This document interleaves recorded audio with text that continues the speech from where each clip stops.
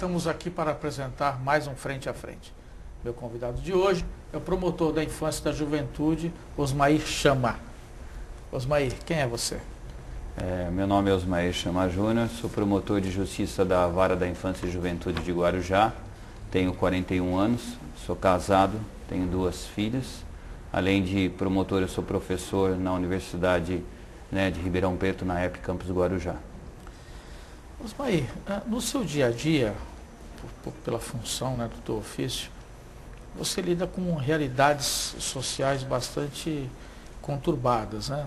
A família, quando chega no fórum, chega muitas vezes, calculo eu, uma realidade familiar bastante destruída, com muitas complicações. Como é que você lida com isso emocionalmente? É muito difícil, né? Eu penso assim, o dia que eu pegar a realidade que eu trabalho e enxergar aquele processo como um papel, é o momento de eu deixar de ser promotor de justiça. O dia que eu deixar de me indignar com aquilo que eu vejo no fórum, aí eu deixo de ser promotor de justiça, porque a realidade que a gente trabalha é uma realidade muito complicada. A gente só vê coisas ruins. Dificilmente você vê no fórum alguma coisa boa. Normalmente quem chega lá é porque tem algum conflito, algum problema.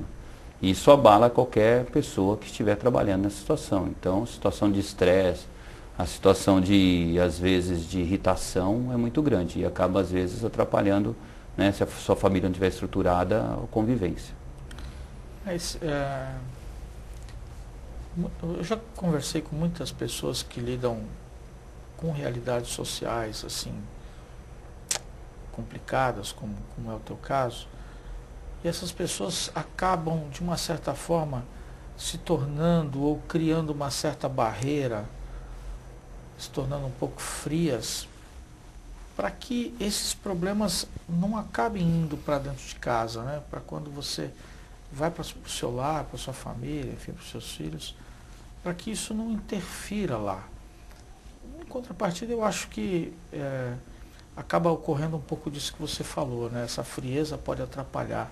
Mas você já não teve momentos em que você precisou se colocar, assim, criar um muro entre você e o problema, para que isso não invadisse a tua vida pessoal? A gente tenta, mas nem sempre você consegue fazer esse muro, até porque muitas vezes você vai para casa e aquele problema fica na sua cabeça a noite toda. E no outro dia você pensando o que fazer, como fazer para resolver a vida daquela pessoa. Ainda mais porque eu estou na área da infância. Então quem eu defendo é a criança e o adolescente. E a criança não tem defesa, é diferente de um adulto que sabe se defender. Então, quando eu vou para casa sabendo que uma criança que tem 4 anos sofre abuso sexual dentro da sua residência e que ela não tem defesa nenhuma, eu tenho que pensar como que eu vou fazer, como que eu vou agir. Eu tiro ela da sua mãe, coloco no abrigo, eu tiro o agressor, o que eu vou fazer? Ele é o agressor ou é mera suspeita? Quer dizer, então você fica pensando naquilo. Dificilmente eu consigo ir para casa num dia sem levar nenhum problema daquilo que eu trabalho. Entendi. Você consegue...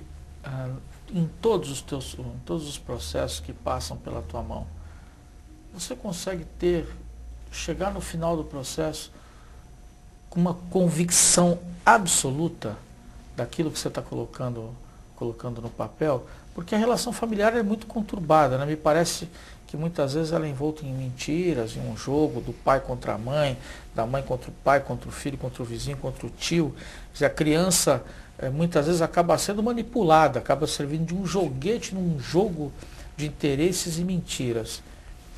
Como é buscar a verdade no meio de uma trama familiar? Buscar a verdade real no meio de uma trama familiar fica difícil sozinho. A gente normalmente tem apoio de uma equipe técnica, composta por assistente social e psicóloga, para ver se a gente busca a verdade. Agora, nem sempre se consegue. Há casos, isso não só no Guarujá, mas em qualquer local, sim, que às vezes a pessoa acaba pagando um tempo por uma situação que depois se comprova que ela não fez. Então, às vezes, a gente tem que tentar ir um pouco devagar no começo, e às vezes que vem a indignação da sociedade, mas aquele cara fez aquele crime e ainda está solto, ou ele fez aquele abuso, mas ainda não foi preso, porque precisa primeiro confirmar se aquilo é verdade, para depois poder agir.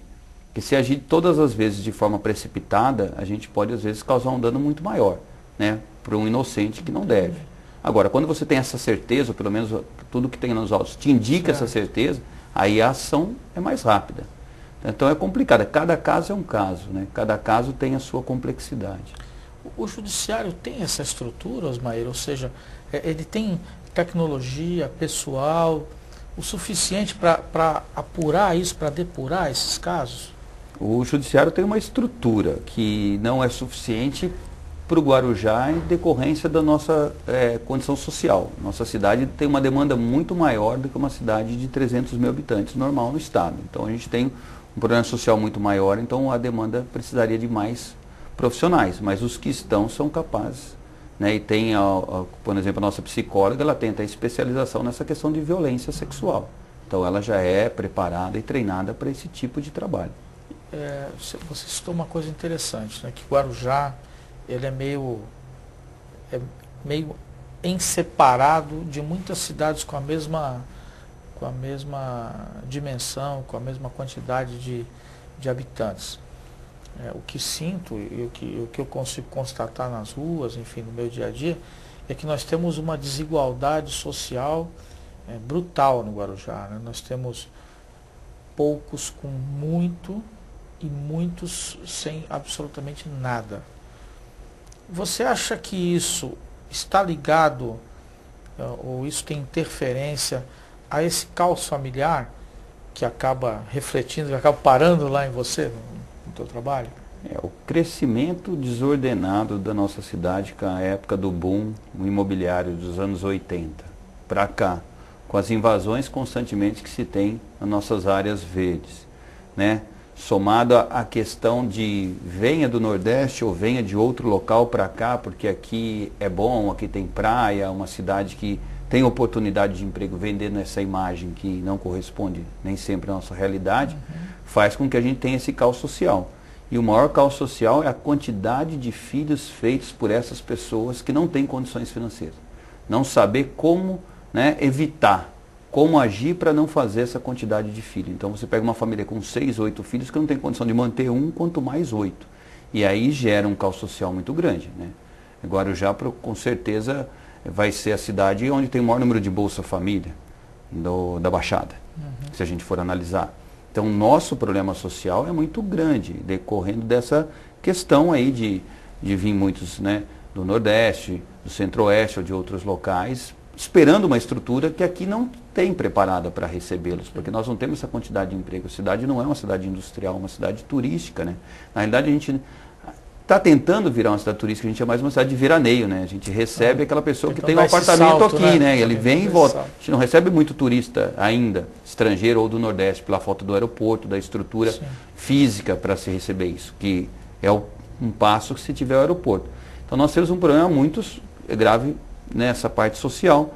Eu acho que a falta de estrutura familiar é o problema de tudo. Ismael, você é contra ou a favor da redução da maioridade penal? A redução da maioridade penal, eu como promotor de justiça sou contrário. Eu acho que não traria solução para os problemas que a gente tem hoje. Teriam outros meios que nós poderíamos utilizar para resolver esse problema vamos dizer assim, da falsa ideia de que o ECA não pune, né? De que o ECA só